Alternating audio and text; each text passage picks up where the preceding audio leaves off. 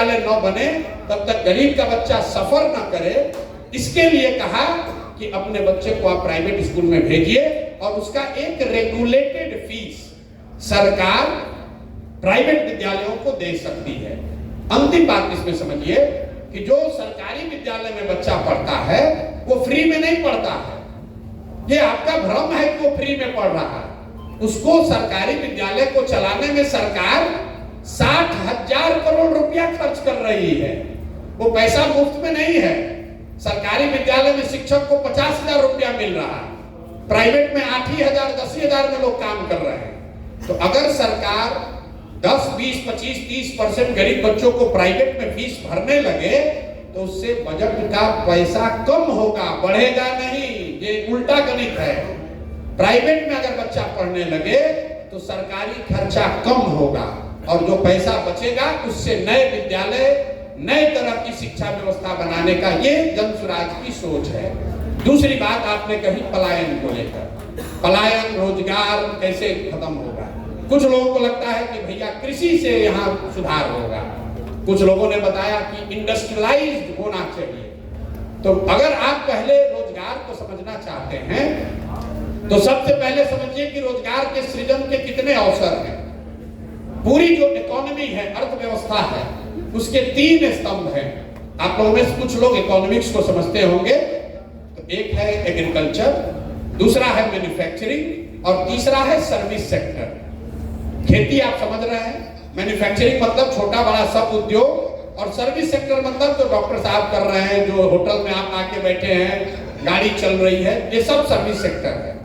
तो पूरी इकोनॉमी को अगर आप समझिएगा तो कृषि और मैन्युफैक्चरिंग दोनों को मिलाकर इकोनॉमी 35% होता है। सिर्फ 35% ही अर्थव्यवस्था कृषि और इंडस्ट्री से रिलेटेड है, 65% सर्विस सेक्टर है। तो कई बार जब आपको लगता है कि सरकारी नौकरी से हमारा कल्याण होगा तो आंकड़ा याद रखिए, पिछले 78 साल में बिहार में कुल 23.25 लाख लोगों को सरकारी नौकरी मिली है। मतलब आज अगर आप चपरासी से लेकर मुख्य सचिव तक सबकी सूची बनाइएगा तो सिर्फ 23.25 लाख लोगों को ही बिहार में आज सरकारी नौकरी है। मतलब 2% से कम लोग।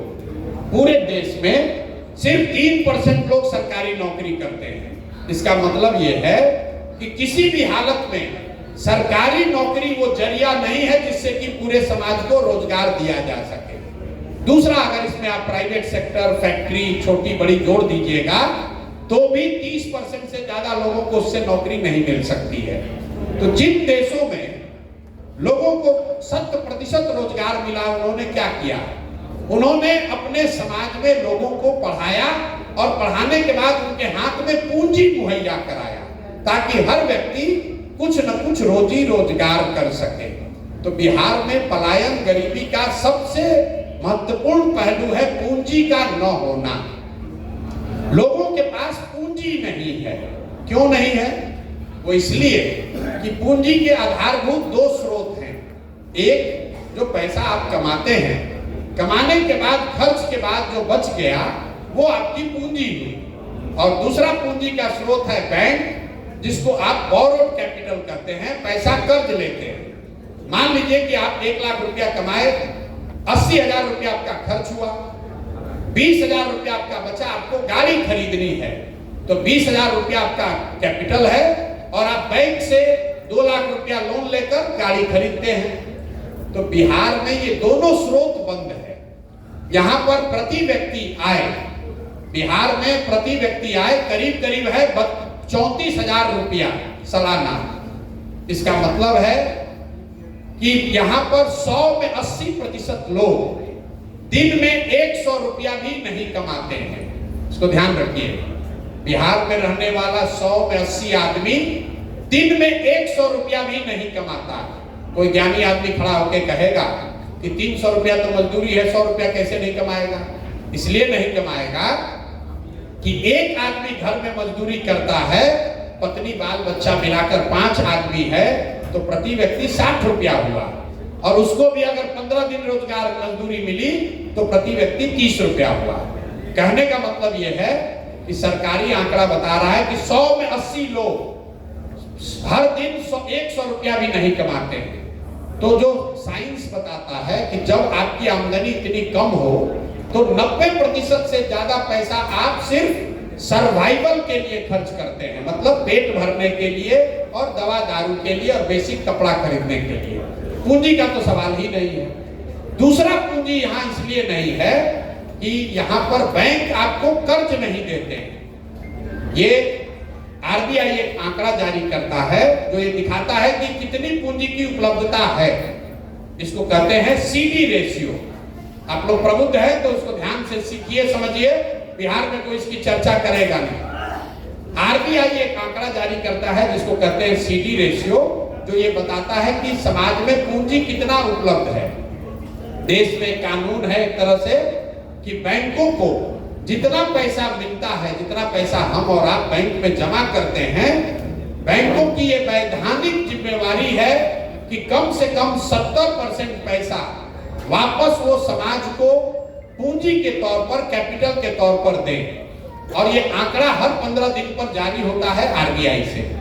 देश में आज सीडी रेशियो है 74%, 74%। मतलब पूरे देश के लोगों ने बैंकों में अगर 100 रुपया जमा किया तो 74 रुपया बैंकों ने वापस ऋण के तौर पर दिया, आपको घर बनाने के लिए, गाड़ी खरीदने के लिए, पढ़ाई के लिए, खेती के लिए, बिजनेस के लिए। बिहार में ये रेशियो कितना है? बिहार में 1990 से लेकर पिछले वर्ष तक सीडी रेशियो है 40%। मतलब यहाँ के लोग अगर 100 रुपया बैंक में जमा करते हैं तो 40 रुपया ही बैंक वापस देता है। इसका नतीजा क्या हुआ? पिछले वित्तीय वर्ष में बिहार की गरीब जनता ने, आपने, हमने कुल 4,21,000 करोड़ रुपया बैंकों में जमा किया है। बैंकों में हमने आपने मिलकर जमा किया 4,21,000 करोड़ रुपया। 70% सीडी रेशियो के हिसाब से करीब करीब 2,90,000 करोड़ रुपया बिहार के लोगों को मिलना चाहिए था, रोजी रोजगार के लिए, बिजनेस के लिए, घर के लिए, गाड़ी के लिए। मिला कितना? 1,61,000 करोड़। ये मेरा आंकड़ा नहीं है, आरबीआई का आंकड़ा है, जाइएगा, अभी यूट्यूब पर दिखेगा। बाकी पैसा कहां गया? बाकी पैसा बैंकों ने बिहार से ट्रांसफर कर दिया गुजरात में, कर्नाटक में, आंध्र प्रदेश में, तेलंगाना में, केरल में, तमिलनाडु में। उन राज्यों में सीडी रेशियो कितना है? 94, 95, 100, 105। मतलब अगर गुजरात में या आंध्र प्रदेश में लोगों ने 100 रुपया जमा किया तो 95 रुपया उनको ऋण के तौर पर वापस मिला। तो जन सुराज की सोच ये है कि पूंजी की उपलब्धता के लिए सीडी रेशियो को अगर सुधार दिया जाए तो हर साल बिहार में लोगों के पास करीब करीब 2.5 लाख करोड़ रुपया अलग से, 2.5 लाख करोड़ रुपया अलग से लोगों के पास उपलब्ध होगा, जिससे लोग घर बनाएंगे, बिजनेस करेंगे, खेती करेंगे और उससे स्वरोजगार पैदा होगा। एक लाइन में हम लोग कहते हैं कि पूंजी के पलायन को रोककर बुद्धि के पलायन को रोका जा सकता है। और जिस दिन पूंजी और बुद्धि का पलायन रोका गया उस दिन श्रम का पलायन अपने आप रुक जाएगा। बिना पूंजी के कुछ नहीं हो सकता है। और ऐसा नहीं है कि आप कहिएगा कि आप ही को ज्ञान है, दूसरे को कैसे नहीं पता है। देश के स्तर पर सीडी रेशियो को देखने के लिए प्रधानमंत्री के चेयरमैनशिप में कमेटी होती है जो कि इस बात का नियंत्रण रखता है कि बैंक 70% पैसा वापस दे रहा है कि नहीं दे रहा है। राज्य के स्तर पर कमेटी का चेयरमैन मुख्यमंत्री स्वयं होता है, लेकिन जैसे यहाँ दरोगा मुख्यमंत्री की बात नहीं सुन रहा है, जैसे यहाँ का सीओ, बीडीओ, डॉक्टर, शिक्षक नहीं बात सुन रहा है, वैसे बैंकर भी नहीं सुन रहा है। और दूसरी बात है अज्ञानता। कोई भी नेता यहाँ फिनांस मिनिस्टर से जाकर पूछिएगा, भैया प्रशांत किशोर कह रहा है कि पिछले 35 वर्ष में यहाँ के बैंकों ने 26 लाख करोड़ रुपया ट्रांसफर किया है दूसरे राज्य में, तो कहेगा ये कौन बात है भाई, कौन नया बात बताने लगे, ये कौन नया घोटाला हो गया। यहाँ के फिनांस मिनिस्टर को भी कितनी जानकारी है इसके बारे में कोई नहीं जानता। जो पत्रकार है वो भी नहीं पूछ रहा है कि भाई सीडी रेशियो क्यों खराब है। आप लोग इतने प्रबुद्ध लोग हैं, आपने किसी नेता को बिहार में सीडी रेशियो पर बात करते हुए नहीं देखा था। 2 बरस से हम बोल रहे हैं। इस बार बीपीएससी के प्रीलिम्स में यह सवाल आया था कि सीडी रेशियो का मतलब क्या है। इतनी अज्ञानता है कि जो पैसा हम लोग का है, आप टाटा बिरला आएंगे, पैसा लगाएंगे, फैक्ट्री लगाएंगे, शुगर फैक्ट्री बनेगा, पेपर मिल चलेगा, वो अलग कहानी है। उससे बिहार का रोजगार खत्म नहीं, बेरोजगारी खत्म नहीं होगा। बेरोजगारी खत्म तब होगा जब घर घर लोगों के पास पूंजी की उपलब्धता होगी। हर व्यक्ति कुछ न कुछ छोटा मोटा रोजी रोजगार कर पाएगा। तो पूंजी की उपलब्धता एक बड़ा तरीका है जिससे कि यहाँ का बेरोजगारी को खत्म किया जा सकता है। 2 और बात बेरोजगारी और पलायन के लिए हम लोग कह रहे हैं कि मनरेगा को कृषि से जोड़ा जाएगा। कुछ लोगों ने किसान संबंधित भी सवाल पूछे हैं। तो किसानी को सुधारने के लिए और कृषि आधारित मजदूरों का पलायन रोकने के लिए जन सुराज कह रहा है कि मनरेगा को कृषि से जोड़ दो। मतलब क्या हुआ कि जो भी किसान अपनी जमीन पर नगदी की खेती करना चाहता है, नगदी की फसल का, कैश क्रॉप का खेती करना चाहता है, उसको मनरेगा का मजदूर मुफ्त में दे दिया जाए। इसका क्या फायदा होगा? इसका फायदा ये होगा कि धान गेहूं की खेती करने के बजाय लोग नगदी फसलों की खेती करेंगे, जिससे कि प्रति एकड़ उनकी आय बढ़ सकती है। दूसरा इसका फायदा ये होगा कि बड़े पैमाने पर जो मजदूरों की अनुपलब्धता की वजह से बिहार में खेती छोड़ दिए हैं, वो लोग वापस खेती की ओर जाएंगे। तीसरा सबसे बड़ा फायदा ये है कि जो किसान, जो मजदूर पंजाब और हरियाणा के खेतों में जाकर काम कर रहे हैं, वो बिहार के खेतों में काम कर पाएंगे। और चौथा बड़ा फायदा ये होगा कि मनरेगा का जो पैसा हम लोग दिल्ली में सरेंडर कर रहे हैं, पिछले साल बिहार सरकार ने मनरेगा का सिर्फ 40% पैसा यूटिलाइज किया। 10,000 करोड़ रुपया दिल्ली से मिल सकता था, तो 4,000 करोड़ रुपया आया, क्योंकि उसको खपाने का कोई जगह ही नहीं है। तो वो पूरा पैसा यहाँ इस्तेमाल होगा, मनरेगा की चोरी रुकेगी और कृषि आधारित मजदूर पंजाब हरियाणा में जाकर खेती में काम करने के बजाय बिहार के खेतों में काम करेंगे और उससे खेती की प्रोडक्टिविटी को सुधारने में मौका मिलेगा। तीसरा और अंतिम बात, रोजगार के लिए Jan Suraaj interest subvention scheme की बात कर रहा है। हम लोग कहते हैं कि आपको 4% ब्याज पर लोन मिलेगा। इस बात को समझिए। योजना गरीबी हटाओ योजना नहीं चलाना है, क्योंकि पूरे दुनिया की स्टडी ये कहती है कि जब सरकारी योजना से आपको पैसा मिलता है, उससे आपकी तरक्की नहीं होती है। लेकिन अब जब आप कर्ज लेकर काम करते हैं तो अकाउंटेबिलिटी रहती है, आपकी तरक्की उसमें होती है। तो इसलिए हम लोग कह रहे हैं कि तीसरा लीवर ये है यहाँ बेरोजगारी खत्म करने का, कि सरकारी गारंटी पर महिलाओं को कम से कम 1 लाख रुपया ऋण के तौर पर दिया जाए बैंक से, जिसका 4% सालाना ब्याज महिलाएं या लोन लेने वाला दे और 6% ब्याज का राशि सरकार भरे। इससे क्या होगा? सिर्फ 6,000, मान लीजिए 1 लाख करोड़ रुपया का लोन लिया गया परिवार में बांटने के लिए, तो सरकार पर खर्चा सिर्फ आएगा 6,000 करोड़ रुपया, जो उस ऋण का ब्याज होगा। तो 6,000 करोड़ रुपया अगर बजट में खर्च किया जाए तो 1 लाख करोड़ रुपया से का इस्तेमाल लोगों के हाथ में आ जाएगा। तो ये 3 बातें हम लोग कह रहे हैं। सीडी रेशियो सुधार कर कम से कम 2 से 2.5 लाख करोड़ रुपया एक्स्ट्रा इन्वेस्ट कराया जाए। दूसरा, मनरेगा को खेती से जोड़ा जाए। और तीसरा, हर वो परिवार जो छोटा मोटा रोजी रोजगार करना चाहता है, उसको 4% सालाना ब्याज पर कर्ज मुहैया कराया जाए, ताकि हर युवा, हर लड़का, हर महिला कुछ न कुछ रोजी रोजगार कर सके। तो शिक्षा और रोजगार को लेकर ये जन सुराज की सोच है। और दुनिया में जितने भी लोगों को मैं जानता हूं जो डेवलपमेंटल इकोनॉमिस्ट हैं, जो इन विषयों को समझते हैं, उनमें से कई लोग जो बिहार के हैं, आप जानते हैं रघुराम राजन बहुत बड़े इकोनॉमिस्ट हैं। आपको नहीं मालूम है कि उनसे भी बड़े इकोनॉमिस्ट का नाम प्राची मिश्रा है, जो बिहार की लड़की है, उनसे ज्यादा बड़ी इकोनॉमिस्ट है। ऐसे बहुत सारे लोगों को इकट्ठा करके, बात करके, चर्चा करके ये योजनाएं बनाई गई हैं और हर आदमी का मानना है कि ये निश्चित तौर पर बिहार में इस चीज को सुधारा जा सकता है। लेकिन ये सब तब होगा जब बिहार की जनता जगेगी, जब कर उसके लिए वोट करेगी। वरना सब बात होने के बाद जाकर कहेगा मोदी जी का भाषण सुना कि अयोध्या में रामलला का मंदिर बन गया है, अब जाके वोट दबा देगा, तो फिर वही भोगेगा। हम लोग का अपना काम। और अंतिम बात समझिए, प्रयास आप करें या हम करें, प्रयास आज हो या 10 वर्ष के बाद हो, करना तो किसी न किसी बिहार के व्यक्ति को ही पड़ेगा। कोई तमिलनाडु का आदमी आकर समस्तीपुर और मुजफ्फरपुर नहीं सुधारेगा। प्रयास किसी न किसी बिहार के आदमी को करना पड़ेगा। इसलिए हम ये प्रयास कर रहे हैं। मुझे ऐसा लगता है कि इस मिट्टी का कर्ज है, इसको वापस करना है। हमारे अपने दादा मजदूर थे, बैलगाड़ी चलाते थे, उनके 7-8 बच्चे थे।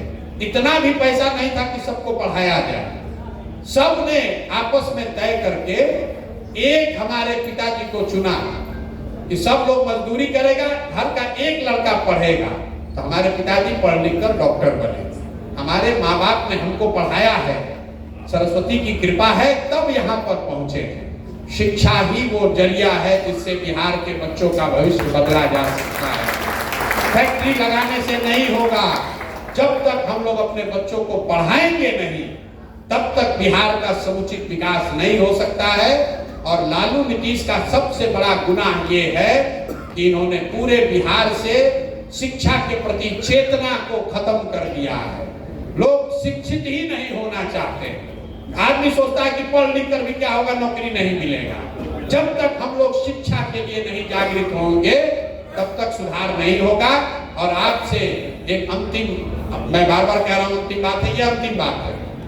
आप लोग कुछ पढ़े लिखे लोग हैं, आप समझ रहे हैं कि भैया ये तो बिहार का गरीब का हाल ये है, हम तो ठीक हैं। तो मैं आपको बता रहा हूं कि जो पैसे वाले लोग हैं उनका ज्यादा दुर्दशा है, आपकी दुर्दशा ज्यादा है। गरीब का बच्चा जब जाता है बाहर मजदूरी करने, लिख के ले लीजिए 20-25 वर्ष में जब उसका शरीर थक जाएगा वो वापस बिहार लौटेगा। लेकिन आपका बच्चा पढ़ लिख कर बंगलोर, दिल्ली, बॉम्बे में जब नौकरी करने लगेगा, किसी भी हालत में वो वापस बिहार लौटने वाला नहीं है। अब जब रात दिन एक करके आप पैसा बना रहे हैं, होटल घर बना रहे हैं, बिजनेस, वो आपके बच्चों के हाथ नहीं लगेगा। कम से कम हम अपने अनुभव के आधार पर कह सकते हैं, हमारे बाबूजी ने बहुत बड़ा बड़ा बिल्डिंग और अस्पताल सब बनाया था। आज वहां दिया बत्ती जलाने वाला भी कोई नहीं है। और हम नालायक की श्रेणी में नहीं हैं, फिर भी उन घरों में कोई दिया बत्ती जलाने वाला भी नहीं है। और हम आपको अपने बच्चे के बारे में कह सकते हैं कि हम अब उस प्रॉपर्टी को बेच नहीं रहे हैं कि बाबूजी से थोड़ा लगाव है। हमारा लड़का 1 मिनट नहीं सोचेगा, न्यूयॉर्क में, दिल्ली में बैठे बैठे बक्सर अखबार का प्रॉपर्टी बेच देगा। उसको क्या मालूम है कि प्रॉपर्टी कहां से आया है, 10-20 करोड़ रुपया मिल रहा है, तुरंत लेगा, बेच देगा। तो जो लोग प्रबुद्ध हैं, पैसे वाले हैं, भगवान ने आपको कुछ दिया है तो भगवान के नाम पर कुछ समाज के लिए कीजिए। नहीं तो जब ये जहाज डूबेगा तो उसमें बैठा हुआ हर आदमी डूबेगा। भगवान न करे बुढ़ापे में बीमार पड़ जाइएगा तो आपका बुढ़ापा भी आपके घर में नहीं बीतेगा। आपका लड़का अगर लायक होगा तो बंगलोर में, दिल्ली में, अमेरिका में ले जाएगा, वहीं फ्लैट में आपका जीवन बीतेगा। ये देख नहीं पाइएगा। इसलिए बिहार को सुधारिए, सुधारने में कंधा लगाइए। इसमें आपका इंटरेस्ट भी उतना ही है जितना गरीब का है, जितना नेताओं का है। इसी के साथ मैं अपनी बात खत्म करूंगा। प्रयास, अंधेरा कितना भी ज्यादा हो, सिर्फ ये कहते रहने से कि अंधेरा बहुत है, अंधेरा बहुत है, उससे प्रकाश नहीं होगा। किसी न किसी को दिया जलाना पड़ेगा। तमिलनाडु को तमिलनाडु के लोगों ने सुधारा है, पंजाब को पंजाब के लोगों ने बनाया है, बिहार को भी बिहार के लोगों को बनाना पड़ेगा, आपको हमको बनाना पड़ेगा। इन्हीं शब्दों के साथ आप सब आए हैं। बहुत बहुत